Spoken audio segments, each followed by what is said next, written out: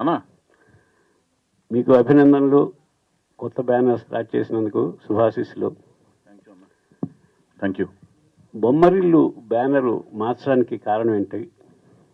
Bommarillu banner మార్చిందని ఎవరు చెప్పారు? First అంటే ఈ న్యూ టాలెంట్ రోడ్స్ అనే బ్యానర్, కొత్త బ్యానర్ స్టార్ట్ చేశారు కదా. బొమ్మరిల్లు బ్యానర్కి ప్రొడ్యూసర్ నేను. ఓకే, నేను ఓన్లీ దీనికి కూలీ పని చేస్తానన్నా. ఓకే. వినాయకరావు గారు, మీరు అల్లూరు సీతారామరాజు ఊటీలో షూటింగ్ వెళ్ళి రామారావు గారిని ప్రశ్నించారు, రాజకీయాల్లోకి వచ్చారు. మీరు కొత్త ప్రశ్న వేస్తూ నన్ను దేనికి పంపిద్దామని చూస్తున్నారు. అయితే ఏంటంటే అన్న, ఆ బొమ్మరిల్లు బ్యానర్కి నేను ప్రొడ్యూసర్ని, దర్శకుడిని కూడా. ఆవిడ సమర్పిస్తారు. ఈ బ్యానర్ ఏంటంటే ఆవిడి full time producer with the support, backing support of her friends, America friends ఆవిడకి సపోర్ట్ చేస్తుండగా ఆవిడ వాళ్ళ త్రూ ఆవిడ ప్రొడ్యూస్ చేస్తుంటాను. సో దానికి ఓన్లీ నేను మాత్రమే ప్రొడ్యూసర్, డైరెక్షన్ మాత్రమే చేస్తుంటాను. ఉద్దేశం ఏంటంటే ఏమీ లేదు. అది ఉద్దేశం ఏంటంటే మధ్యలో 3, 2, 1 ఏమీ లేదు. ఓకే, మీరు ఎన్టీఆర్ అభిమాని సంగతి అందరికీ తెలిసింది. పర్టికులర్గా పాతాళ భైరవిలో ఆ గెటప్ స్టిల్ దీనిలో వాడుకోవటానికి ప్రత్యేక రీజన్ ఏమైనా ఉందండి? అది దాంట్లో ఏం లేదు. ఇలాంటి ఆలోచన వచ్చినప్పుడు తనకి న్యూ టాలెంట్ రోర్స్ అని ఈ సినిమా ద్వారా కొత్త ప్రతిభ గర్జిస్తోంది ఇక్కడ అన్నప్పుడు, ఆయన ఎర్లీ డేస్లో ఒక ఈ సినిమా తర్వాత నుంచి ఆయన స్టార్గా పరిణామం చెందారు. ఈ సినిమా టైంకి ఆయన కొత్త ప్రతిభలాగానే ఉన్నారన్నమాట. కొత్త ప్రతిభకు ఒక ఇన్స్పిరేషన్ లాగా ఉండాలన్న ఒక ఉద్దేశంతోనూ పెట్టాం అది. అప్పటికి ఇంకా దీని తర్వాత సూపర్ స్టార్ అయ్యారు ఆయన. అది ఈ సినిమాతో స్టార్. ఓకే, వైఎస్ గారు సార్, ఇక్కడ అన్నా నేను వెంకట్, ఎన్టీవీ సార్. కంగ్రాచులేషన్స్. మరో పేరు, మీ పేరు చాలా ప్రాముఖ్యం చెందిందన్న. టోపీ మార్చినా కూడా మర్చిపోతారు మళ్ళీ. ఓకే సార్, చెప్పండి అన్న. సార్, మీరు మొత్తం నందమూరి హీరోస్తో చేస్తున్నారు. అంటే హరికృష్ణ గారు, తర్వాత బాలకృష్ణ గారు, ఆ తర్వాత ఇప్పుడు జానకిరామ్ గారికి అబ్బాయి మధ్యలో. ఇప్పుడు ఒక నిమిషం అండి. ఫస్ట్ మీరు అడిగిన దాంట్లోనే మోస్ట్ నేను ఎవరు ఫ్యాన్ అండి? Rapid fire. నేను ఎవరు ఫ్యాన్ని? ఎన్టీఆర్ గారి ఫ్యాన్. నాకు ఎవరు ఇచ్చారు బ్రేక్? ఎన్టీఆర్ గారు. అక్కినేని గారు. అక్కినేని గారు ఆపోజిట్ కాంపౌండ్ కదా. అదే ఒక నిమిషం వినండి. ముందు ఫస్ట్ మీరు అడిగిన దానికి నేను చెప్తున్నాను. నేను అడగలేదు. అడిగిన దాన్ని ఒబ్బే చేయకూడదు నేను ముందు. ఓకే సార్, చెప్పండి. కాంట్రడిక్షన్ అక్కడ ఉన్నప్పుడు దాన్ని క్లారిటీ ఇచ్చి నెక్స్ట్ ఆన్సర్కి వెళ్ళాలి. సో నేను రామారావు గారు వీరాభిమాన్ని. ఇందాక నేను చెప్పిన దాంట్లో కూడా ఉంది అది. అగ్నిపుత్రుడు సినిమా పనిచేస్తున్నప్పుడు అక్కినేని నాగేశ్వరరావుతో పరుచూరు గోపాలకృష్ణ గారు డైలాగ్స్ రాయటకు వచ్చినప్పుడు 175 days రామారావు గారికి ఎక్కువ, నాగేశ్వరరావు గారికి ఎక్కువ అనే డిస్కషన్ వచ్చినప్పుడు ఎవరికి ఎక్కువ అనే సినిమాల విషయంలో నాగేశ్వరరావు గారితో అన్నపూర్ణ స్టూడియో సెట్స్లో బయట విరామం సమయంలో మాట్లాడుతూ డిస్కస్ చేస్తూ వాదోపవాదాలు చేస్తుండేవాళ్ళం. అవన్నీ ఆయనకి తెలుసు, నాగార్జున గారికి తెలుసు.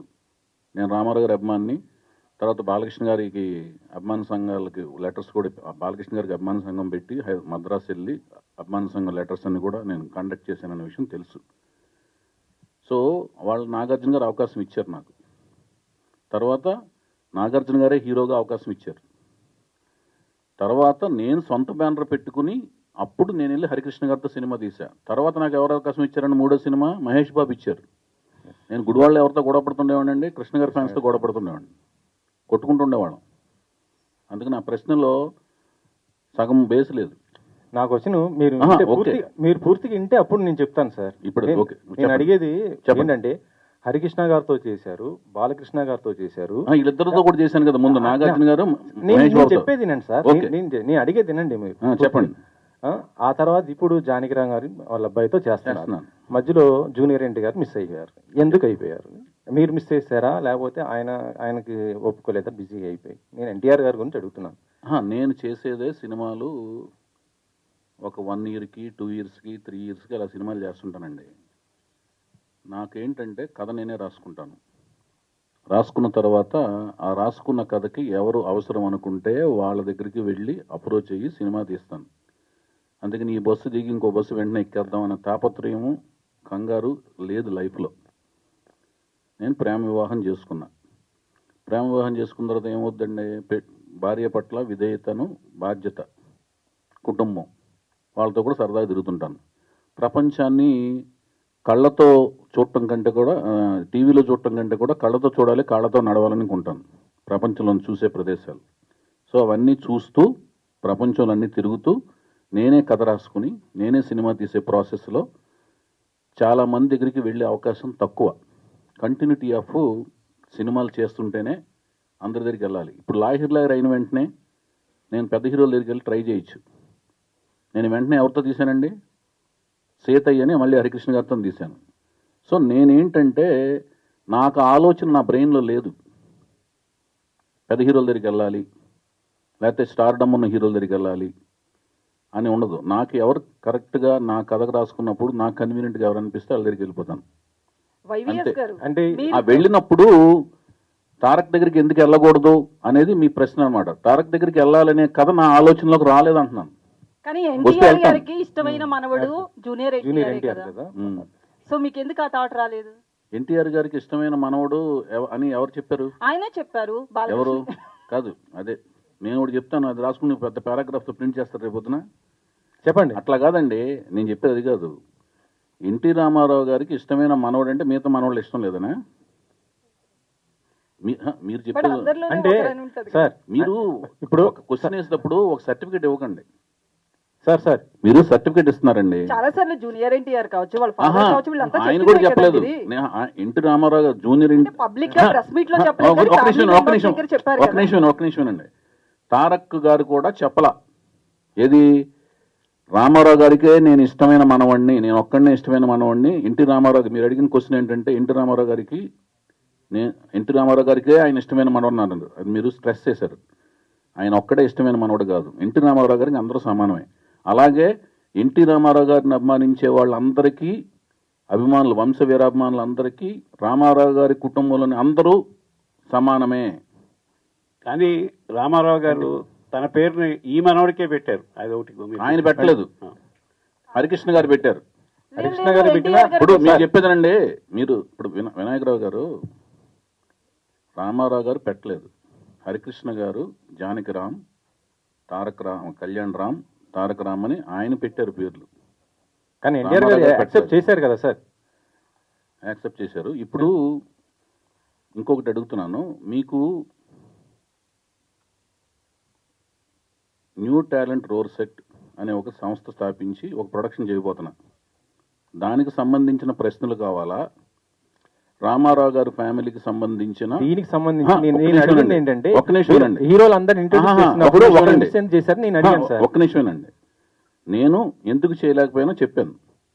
రామారావు గారి ఫ్యామిలీకి సంబంధించిన వాళ్ళ ఇంట్లోని సంబంధించిన కుటుంబానికి సంబంధించిన విషయాలు, దాంట్లో ఉన్న ఇండివిజువల్ డీటెయిల్స్ అవన్నీ మీకు కావాలంటేనేమో అది వేరే రకమైన డిస్కషన్ పెట్టుకుని దానికి సంబంధించిన వ్యక్తులు సమాధానాలు చెప్తారండి. నేను ఇండివిజువల్ అడగలేదు, మీరు ఎందుకు మిస్ చేశారు నేను అడిగాను. ఎందుకంటే నాకు అదే సమస్య. మొత్తం నందమూరి హీరోస్ ఎక్కువ చేసింది మీరే. ఇప్పుడు చెప్తున్నాను. అప్పుడు ఇంతవరకు రాలేదు, అది ఇంతవరకు అలాంటిది ఆలోచన రాలేదు. వచ్చినప్పుడు ఆయన దగ్గరికి వెళ్తాను, తీస్తాను, అది ఓకేనా? ఇప్పటి వరకైతే రాలేదు. ఇప్పుడు నాకు ఈ సినిమా అలాంటి అవకాశం ఇచ్చి సక్సెస్ ఇచ్చి ఆ తర్వాత అలాంటి కథ వస్తే డెఫినెట్గా తీస్తాను. ఓకేనండి? ఓకే అండి. సరే ఇంకో ఓకే, అది ఓకేనా మీకు? అది కూడా హ్యాపీనా? సంతృప్తి అందులో మీరు అందరితో చేయాలని మేము కోరుకుంటాం సార్. అదే మాయా చౌదరి గారు. ఇంకో క్వశ్చన్ సార్. మీరు అంటే ఇందాక ఈ రోజు మహేష్ గారి బర్త్డే, ఆ బర్త్డే సందర్భంగా అంటే ఆయనతో గతంలో యువరాజ్ సినిమా చేశారు. అప్పుడుగా ఆయన సూపర్ స్టార్ కాదు, కానీ ఇప్పుడు రాజమౌళి గారితో కూడా చేస్తూ ఒక మళ్ళీ ఫ్యాన్ వరల్డ్ మూవీ చేయబోతున్నా, అంత గొప్ప స్థాయికి ఎదిగాడు కదా. ఎలా అనిపిస్తుంది? అంటే మీరు అంత ఎక్స్పెక్ట్ చేశారు నేను ఫ్యూచర్ లో అంత గొప్పగా అవుతాడు అనేసి మీకు అనిపించిందా? మహేష్ బాబు చాలా మంచి పొజిషన్లోకి వెళ్తాడని నేను ఎక్స్పెక్ట్ చేయడం కాదండి, ప్రపంచం అంతా కూడా కన్ఫర్మ్ చేసింది. ఆయన బాలనటుడుగా ఉన్నప్పుడు ప్రపంచం కన్ఫర్మ్ చేసిన వాళ్ళు బాలకృష్ణ గారండి. ఫస్ట్ నందమూరి బాలకృష్ణ గారిని ప్రపంచం కన్ఫర్మ్ చేసింది. ఎప్పుడు తాతమ్మకల సినిమా చేస్తున్నప్పుడు కానీ, అన్నదమ్ముల అనుబంధం సినిమా చేస్తున్నప్పుడు కానీ, దాని తర్వాత కొంచెం టీన్స్ పెరిగిన తర్వాత అభిమన్యుడు క్యారెక్టర్ వేశారు చూడండి దానవీర సూరకర్ అన్నప్పుడు ఇతను కన్ఫర్మ్డ్గా అద్భుతమైన నటుడు అవుతాడు, నందమూరి వారసుడు అవుతాడని. అట్లాగే మహేష్ బాబుకి కన్ఫర్మ్ చేశారు, ఘట్టమనేని వారసుడు అవుతాడు ఇతను, డెఫినెట్గా సూపర్ స్టార్ అవుతాడని. సో నాకు నా సినిమా యువరాజు సినిమా దొరకటం అనేది నేను చాలా అదృష్టం కింద ఫీల్ అయ్యాను. అతను ఒప్పుకోవటం అనేది, అన్ని సినిమాలు వెయిటింగ్లో ఉంటే అన్ని పక్కన పెట్టి నా పర్సనల్ చాయిస్కి ఒక రిస్క్తో కూడిన ఎలిమెంట్ని ఒప్పుకుని ఆయన సినిమా చేయడం అనేది చాలా గొప్పగా ఫీల్ అయ్యాను. అంతేకాకుండా చాలా అందమైన మనిషి, అంటే కృష్ణుడు అంటే మీసాలు తీసిన పేడి మొహంలా లేకుండా చిరునవ్వుతో ఉన్నట్టుగా అనిపించాలండి. లిప్స్ పోర్షన్ దగ్గర పేడి మొహం తత్వం రాకూడదు. అలా ఉన్న లక్షణాలు ఈయనకున్న మెండుగా ఉన్నాయి. అందుకని నేను పట్టి మరీగా యువరాజ్ సినిమాలో కృష్ణుడి గడపలో ఆయన ఏంచి రిక్వెస్ట్ చేసి ఆయన ఎంతో ఒప్పించి కృష్ణుడి గడపలో చూసుకున్నాను ఆయన్ని. ఇప్పుడు చాలా సోషల్ నెట్వర్క్స్లో బాగా హల్చల్ అవుతుంది, మహేష్ బాబుని కృష్ణుడి కింద వేస్తే చూడాలని అనుకుంటున్నాం అని. నాకు అప్పుడే అనిపించింది, మీకు అర్థమైంది కదా నేను చెప్పిన లాజిక్ బిహైండ్ దట్. ఆ పెదాలు ఎలా ఉండాలంటే నవ్వినా కూడా మీసాలు లేకపోయినా కూడా మృదుత్వం ఉండాలి. కృష్ణుడికి చిరునవ్వులో మృదుత్వం ఉంటేనే ఆ కృష్ణుడికి అదేంటి కోమలత్వం ఉంటుంది, ఆ కోమలత్వం ఆయనలో ఉంటుంది. అందుకనే నేను ఆ లిరిక్స్ కూడా యువరాజ్ సినిమాలో చందమామలాగా చల్లనివాడే చిన్ని కృష్ణయ్యలాగా అల్లరివాడే అనే లిరిక్స్ రాయించుకున్నా వేటూరు గారితో. అది వైవిఎస్ గారు చెప్పండి సార్. క్వశ్చన్ ఏంటంటే కీరవాణి గారితో అంటే ఇప్పుడు మ్యూజిక్ సిట్టింగ్ చేయించారా సార్? అంటే ఎలా వస్తుంది ఏంటి అది మ్యూజిక్ కంపోజింగ్ స్టార్ట్ అయిన వెంటనే కంపోజింగ్ స్టార్ట్ అయినాయి అని చెప్పి ఒక అద్భుతమైన వీడియో షాట్ సోషల్ నెట్వర్క్స్లో పెడతామండి. ఆయనతో డిస్కషన్స్ అయితే ఒక ప్రిలిమినరీ సిట్టింగ్స్ లాంటివి మామూలుగా మాట్లాడుకునే డిస్కషన్ సిట్టింగ్స్ లాంటివి జరిగినాయి. మిగతా range of sittings, next level of sittings జరిగిన వెంటనే అన్ని నేను పెడతాను, వీడియో షాట్స్ అవి పెడతాను. ఎందుకంటే మీ సినిమాకి మ్యూజిక్ చాలా హైలైట్ ఉంటుంది, చాలా ఇంప్రెస్గా ఉంటుంది. మీ ఫస్ట్ సినిమా ఏదైనా డెఫినెట్గా అయితే ఆయన మనసు పెట్టి మనసావచ కర్మన పనిచేస్తారండి. నేను అంతే మనసావచ కర్మన ఆయనతో పని చేయించుకుంటాకి విపరీతంగా శ్రమిస్తాను, కష్టపడతాం. ఓకే సార్, నెక్స్ట్ లెవెల్లో ఉంటుంది, ఆ లెవెల్లో ఉంటుంది అవన్నీ అసలు నేను ఎప్పుడు మాట్లాడను. సార్ సాయిమాధవ్ గారు